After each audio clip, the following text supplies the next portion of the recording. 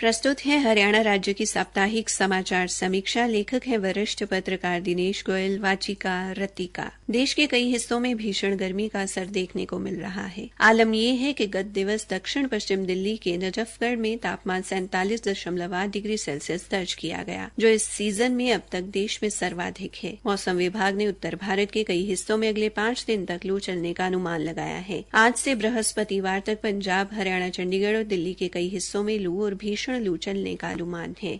मौसम विभाग ने हरियाणा, चंडीगढ़, दिल्ली, उत्तर प्रदेश, बिहार, गुजरात और मध्य प्रदेश के कुछ हिस्सों में भीषण गर्मी की जानकारी दी है। यहां तक कि हिमाचल प्रदेश के पहाड़ी इलाके भी भीषण गर्मी से जूझ रहे हैं। हरियाणा में भी गर्मी का कहर देखने को मिल रहा है। आलम यह है कि दिन में कर्फ्यू जैसे हालात देखने को मिल रहे हैं। चंडीगढ़ सहित प्रदेश के अन्य इलाकों में गर्मी से हालात खराब है। दिन में गर्मी चरम पर है। हरियाणा का नूंह देश के सबसे गर्म शहरों में तीसरे नंबर पर है। देश में दिल्ली के नजफगढ़ और उत्तर प्रदेश के आगरा के बाद नूंह सबसे गर्म शहर रहा। मौसम विभाग ने हरियाणा के 11 जिलों में 23 मई तक हीट वेव का रेड अलर्ट जारी किया है। इनमें महेंद्रगढ़, रेवाड़ी, गुरुग्राम, नूंह, पलवल, फरीदाबाद, सिरसा, फतेहाबाद, हिसार, भिवानी और चरखी दादरी जिला शामिल हैं। इनके अलावा 11 जिलों में पंचकुला, अंबाला, यमुनानगर, कुरुक्षेत्र, कैथल, करनाल, झज्जर, रोहतक, सोनीपत, पानीपत और जींद में ऑरेंज अलर्ट है। हरियाणा की लगभग सभी शहरों में पारा 45 डिग्री से अधिक दर्ज हुआ है। ऐसे में पूरे इलाके आग की भट्टी की तरह तप रहे हैं। हरियाणा में भीषण गर्मी के बीच शिक्षा विभाग ने मासूम बच्चों के स्वास्थ्य का ख्याल रखते हुए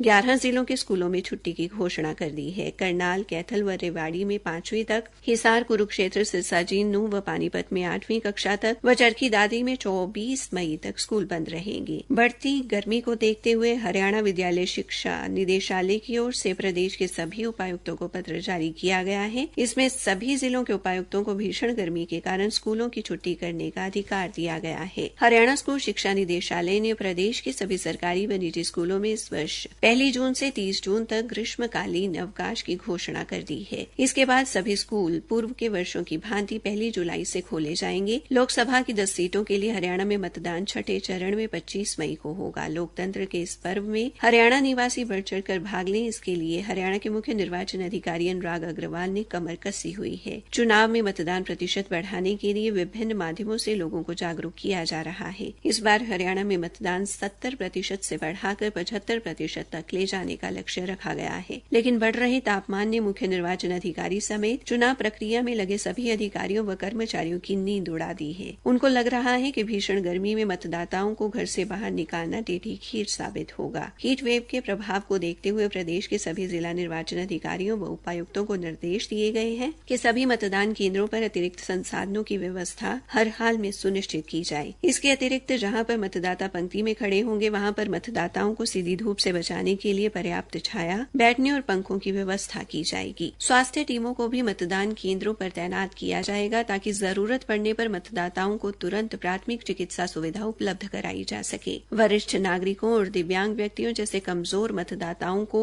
विशेष सहायता दी जाएगी। भारत निर्वाचन आयोग के अनुसार जो व्यक्ति 40% से अधिक दिव्यांग है और वरिष्ठ नागरिकों जिनकी आयु 85 वर्ष से अधिक है, उन्हें घर से ही वोट करने की सुविधा प्रदान की गई है। इसके अलावा सभी मतदान केंद्रों पर पर्याप्त वेंटिलेशन सुनिश्चित की जा रही है। गर्मी के बढ़ते तेवर से लोकसभा का चुनाव लड़ रहे हरियाणा राज्य के प्रत्याशियों के भी पसीने छूट रहे हैं। प्रत्याशियों को चुनाव के दिन कम वोट प्रतिशत का डर सता रहा है। हर प्रत्याशी अपने जनसंपर्क अभियान में अपने मुख्य भाषण के साथ साथ चुनाव के दिन अधिक से अधिक वोट डालने की अपील कर रहे हैं। मुख्य निर्वाचन अधिकारी ने प्रदेश के मतदाताओं से अपील की है कि वे मतदान करने जरूर आएं। इसके साथ ही उन्होंने आश्वासन भी दिया है कि प्रत्येक मतदान केंद्र पर मतदाताओं के लिए गर्मी से बचाव के सभी सार्थक संसाधनों की व्यवस्था होगी। इसी के साथ समाचार समीक्षा समाप्त हुई।